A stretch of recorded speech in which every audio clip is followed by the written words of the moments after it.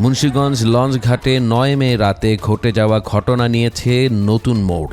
যে ব্যক্তিকে আঘাত করতে দেখছেন সেই আসলে রক্ষা করেছে মেয়ে দুটোকে, এমনটি তার দাবি।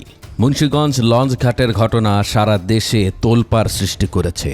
ঘটনার কেন্দ্রবিন্দু জাহিদ জানায়, সন্ধ্যায় এমভি ক্যাপ্টেন লঞ্চ যাত্রা শুরুর আগেই দুই তরুণীকে ঘিরে গুঞ্জন শুরু হয়। তাদের বেশভূষা ও আচরণে স্থানীয়রা ফুঁসে ওঠেন। রাত গভীর হতেই পরিস্থিতি হয়ে ওঠে উত্তপ্ত। ভাইরাল ভিডিওতে দেখা যায় তরুণীদের মারধর করছেন নেহাল আহমেদ জিহাদ, কিন্তু তার বক্তব্যে পাল্টে যায় ঘটনার মোড়। তিনি দাবি করেন তিনি আসলে তাদের মারেননি, বরং ক্ষুব্ধ জনতার হাত থেকে তরুণীদের রক্ষা করেছেন।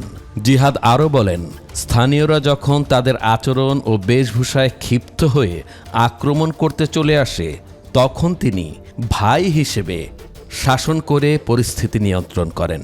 তিনি যদি এমনটি না করতেন তাহলে ক্ষুব্ধ জনতা তাদের আরও হেনস্থা করত, এমনকি তাদের জামা কাপড় ছিঁড়ে ফেলতেও দ্বিধাবোধ করত না। ৯ মে রাতে ৩০০ যাত্রীর লঞ্চে স্থানীয়রা মাদকসেবী সন্দেহে ভাঙচুর ও লুটপাট চালায়।